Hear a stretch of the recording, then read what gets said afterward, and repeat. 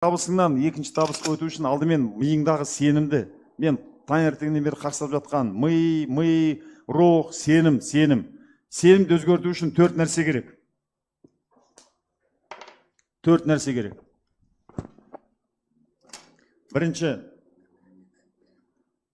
Ең біріншісі, сенімді өзгерту үшін ойыңды өзгерту керек. Санаң ашық болу керек, басқада ойлағанға. Адам мына көздегі шел қатып қалған, ойды өзгерту керек, басқадай ойлауды. Екіншісі, сөзді өзгерту керек.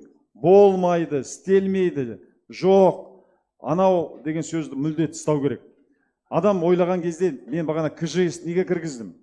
Сіз мысалы бола ма, кейде көшеде келе жатқан кезде светофор қызыл жанады, тағы келсең, тағы қызыл жанады, тағы келсең, тағы қызыл жанады, ыза бола бастайсың да? Білем, мен бүгін жолым қырсығып тұр деген ой келе ме? Бола ма? Бүгін. Ал бүйтіп ойлау керек. Мына егер жасыл жанғанда өтіп кетсем, мүмкін бір аварияға ұшырап қалар ма едім? Мына жақтан. Не нәрсе жасалып жатса, бәрі сәтінде болып жатыр. Маған бұл жақсы. Үйде бірдеңе ұмытып кеттің, қайтып бардың. Қайтып бармасам, тағы бірдеңеге ұшырап қара алмадың. Не нәрсені миға тек қана жақсылық жасап, жақсылық ойлап үйрену керек, ойлағанда. Сөйлеген кезде іріген ауыздан шіріген сөз шығады дейді. Жақсы сөз жарымырыз. Біз өзіміз білмейміз. Жаңағы әрбір нейрон байланыса береді, бізге нейрон қалыптаса береді. Миелин оболочка қалыптасады да, әгін жаман ойлаған сайын, сол жерде үлкен бір тоғайдың ішінен жол салынып қалады. Онымен бірдеңке болғанда жолмен жүріп отырамыз. Өйткені жақсылық сөзді біз ойлап үйренген жоқпыз, одан жол салынған жоқ. Бағанағы аппақ жапалақтап үлкен жол салынып қалып, зыр ете түседі ойымыз. Ал енді жақсы сөзді айтпаған адам, жақсы сөзді ойламаған адамда ешқашан жақсы алға қарай жылжу болмайды. Үшінші, ортаңды өзгерту керек. Негізгі адам сенім өзгеру үшін ортасын өзгерту керек. Мынауыңнан ештеңе шықпайды, анау болмайды, анау коррупция, анау қырсыққан нәрсе, біздің мемлекетте кризис, бизнес жасау мүмкін емес, анау, мынау деген картина мира. Сенің қай ортада жүресің, сенің әлемің сондай. Өңкей ұрылардың үстінде жүрсең, сен ұрыш ойлай бастайсың, өтірік айтқан жерде болса, өтірік айтудан бастайсың. Бір діни догмаға кіріп кетсең, сен діни догмамен айтатын боласың. Европалық деңгейде ойлайтын болсаң, соған сенің қандай ортаға кіресің, сен сондайсың. Абай айтады, кім жаман болса, замандасының бәрі виноват дейді. Сондықтан неғұрлым ортаңда прогрессивті ойлайтын, жақсылықты ойлайтын, жаңа білімге, жаңа ғылымға құштар ортаға кірсең, солай болады. Қазір мен шындығын айтайын, сәләфи ағымына кіріп кеткен біраз қыз жігіттер маған жазып жатыр да, айтады, 8 жыл телевизор көрмейді екем. Ағам, мүлде қараңғы болып қаппын. Қол соғуға болмайды. Мен тренингке келіп едім, қол соққан кезде мен денем тітіркеніп тұр дейді. Қазір өлең тыңдасам көзімнен жасым тыға алмайды дейді. 7-8 жыл бойы діни догмаға кіргізіп тастаған ғой. Анау жаман, мынау жаман, анау харам, мынау харам деп, әбден қара түнекке бет-бақ кіріп кеткен. Енді айтады, ана түнектен енден шығып келе жатырмын деп.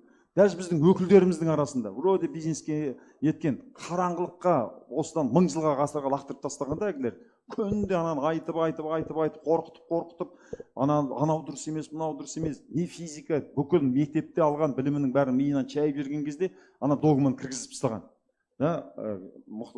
Кім айтады ғой? Мағжан Жұмабаев.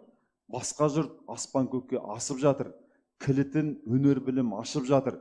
Бірі ай, бірі жұлдыз, бірі күн боп, жарқырап көктен нұрын шашып жатыр. Күнбе-күн алға қарай бара жатыр. Таласып өнер білім алып жатыр. От жегіп, көкке ұшып, суда жүзіп, Тәңірдің рахатына қанып жатыр. Біздің қазақ түк ойламай текке жатыр. Бір іске жана салмай шетте жатыр. Ақырын көз жүгіртіп қарар болсаң, қазекем жан шошырлық кепте жатыр. Шәкірттер медреседе шіріп жатыр. Қайдағы ескі құсқы көріп жатыр. Адасып дін іздеген байқұс шәкірт жемтікші құзғын болып кіріп жатыр дейді. Мағжан 100 жыл бұрын жазған. Қатты шошыған осындай жағдай болады деп. Ана алашордашылар екке таласқан кезде Сұлтанмахмұт, Мағжан, Міржақып, Мұхтар Әуезовтер бәрі ойбай саған. Біз Жапония сияқты біз ғылым білімге ұмтылуымыз керекпіз деп.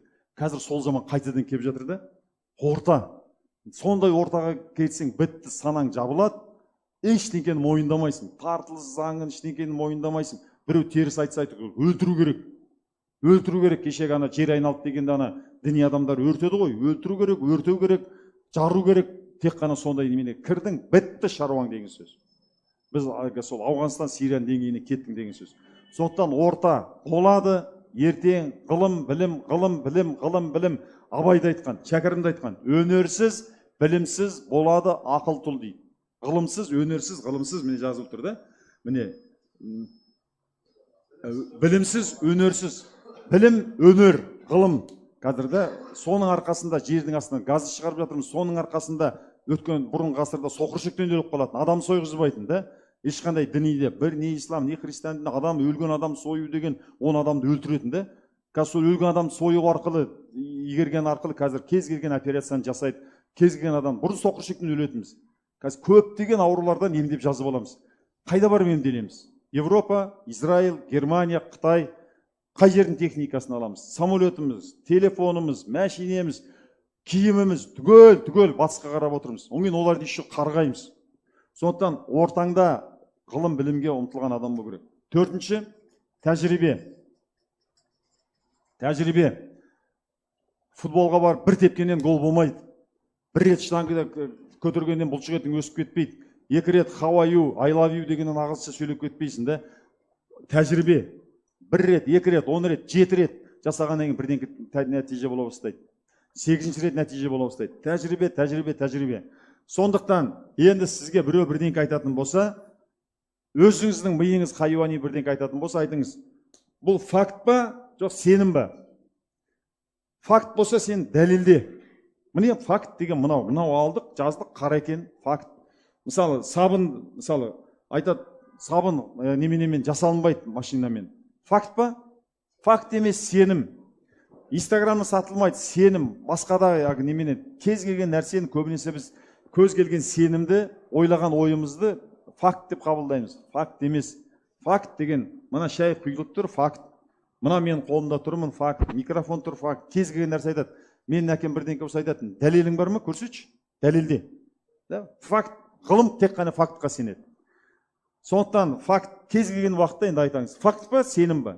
Егер ол факт болса, ойыңды өзгерт, Зинагүл, сөзіңді өзгерт, болады де, ортаңды өзгерт. Соң тәжірибе жаса. 1, 2, 3, 4, 5. Сенім жасағаннан кейін, сенің сенімің басқа болғаннан кейін, ойың өзгереді. Ойың өзгергеннен кейін сенің жоспарың өзгереді. Жоспарың өзгергеннен кейін сенің ісің өзгереді. Ісің өзгергеннен кейін барып фактың өзгереді. Басқа ештеңе емес. Келісіп отырсың ба? Сенім, факт деген нәрсені бөліктеп алу керек.